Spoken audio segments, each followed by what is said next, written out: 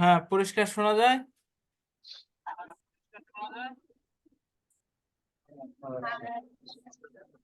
ঠিক আছে, তাহলে আমরা দেখো একটা জিনিস এখানে দেখতেছিলাম পেডিং এর বিষয়টা, যে প্রথম এক্সারসাইজ 1-এর এটা হলো উইথ আছে 300 পিক্সেল, নিচেরটারও কিন্তু উইথ আছে 300 পিক্সেল পেডিং এর এই বিষয়টা। কিন্তু এটা দেখো উইথ 300 পিক্সেল এবং এটা হলুদ এই পর্যন্ত, নিচেরটারও উইথ কিন্তু 300 পিক্সেল, কিন্তু এটা এখান থেকে এই পর্যন্ত অর্থাৎ 50 পিক্সেল বেড়ে গেল। এইখানে বেড়ে যাওয়ার কারণ হলো যে এখানে আমরা পেডিং, নিচেরটাতে আমরা পেডিং ব্যবহার করছি, যার কারণে টোটাল উইথের সাথে ডানে বামে 25 পিক্সেল যোগ হয়ে গেছে। যেহেতু পেডিং চারদিকেই কাজ করেছে, তো ওই বামে আর ডানে এই দুই দিকে 25 25 করে 50 পিক্সেল, এখান থেকে উইথটা 50 পিক্সেল বের হয়ে মানে বেশি হয়ে গেছে। তো এইটা হলো এলিমেন্টের টোটাল উইথ হয়ে গেছে তখন 350। তো এই সমস্যা সমাধানে আমরা এর আগে করেছি যে না, আমি চাচ্ছি যে বক্স সাইজিং বর্ডার বক্স দিলে পরে এই কাজটা করে। ঠিক আছে না? আচ্ছা, করছে না? যখন বক্স সাইজিং বর্ডার বক্স দিলাম তখন দেখো এখানে এটারও উইথ 50 পিক্সেল, এটারও উইথ 50 কি 300 পিক্সেল।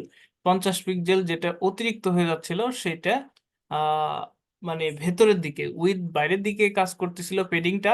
পেডিং এর স্বভাব কি, পেডিংটা কন্টেন্টের ভেতরের দিকে কাজ করে, কিন্তু ভেতরের দিকে কাজ না করে বাইরের দিকে কাজ করতেছিল, যার কারণে আমাদের উইথটা বের হয়ে গেছে। বক্স সাইজিং এর দুইটা প্রপার্টি আছে, একটা হলো ডিফল্ট কন্টেন্ট বক্স আর একটা হলো বর্ডার বক্স। কন্টেন্ট বক্স আর একটা হলো বর্ডার বক্স। কন্টেন্ট বক্সটা হলো ডিফল্ট থাকে, আর বর্ডার বক্সটা হলো বর্ডারের, বর্ডারটা আসলে বক্স হবে। হ্যাঁ, বক্সটা হলো কি বাক্সটা বর্ডার পর্যন্ত হবে, আর কন্টেন্ট পর্যন্ত থাকে হলো ডিফল্ট। হুম, এই হলো ঘটনা। আসলে প্যাডিং কে এইভাবে আমরা কন্ট্রোল করতে পারি, আর প্যাডিংটা এইভাবে কাজ করে। এই যে এই জিনিসগুলো এখানে দেওয়া আছে, বর্ডার বক্স দিলে তখন এটা আমাদের ওই যতটুকু চাচ্ছিলাম ততটুকুতেই কাজ করে। আচ্ছা, এই বিষয়টা আমরা বুঝে গেলাম প্যাডিং এবং মার্জিন। আর এরপরে আমরা সিএসএস এর বক্স মডেল নিয়ে এখানে দেখাশোনা করি যে বক্স মডেলের বিষয়টা কি। বক্স মডেল আমরা ইতিমধ্যেই পড়ে ফেলেছি। দেখো CSS box model, in CSS, the terms box model is used when talking about design and layout. The CSS box model is essentially a box that wraps মানে হলো কি মোড়ানো, মানে বক্স মডেল আসলে একটা বক্স যেটা কি wraps around every HTML element। প্রত্যেকটা HTML এলিমেন্ট এই বক্স মডেলটাকে ফলো করে কাজ করে। ইট কনসিস্ট অফ কন্টেন্ট। এটা এই বক্স মডেলটা কি কি নিয়ে থাকে? প্রথমে থাকে কন্টেন্ট, তারপরে থাকে পেডিং, তারপরে বর্ডার্স, তারপরে মার্জিন।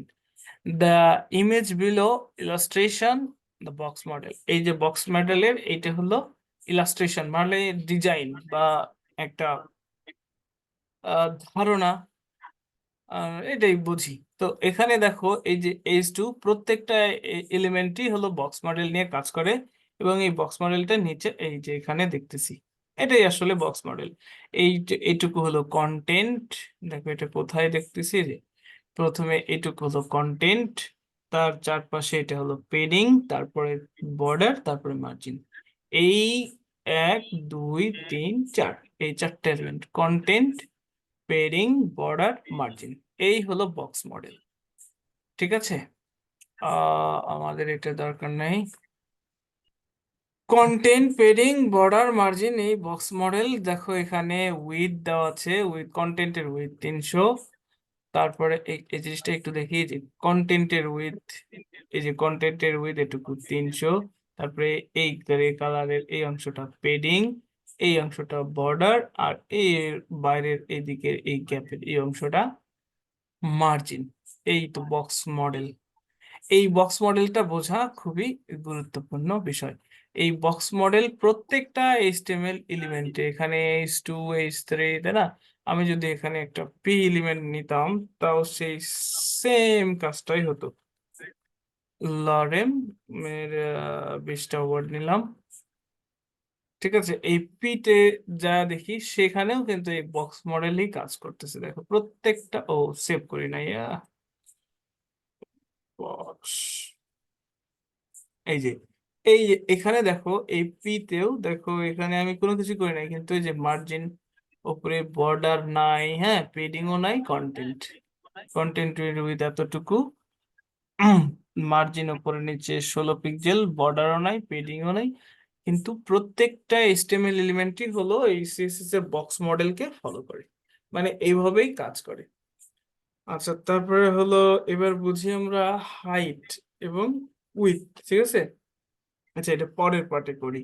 সিএসএস এর বক্স মডেল এই বিষয়টা খুবই গুরুত্বপূর্ণ।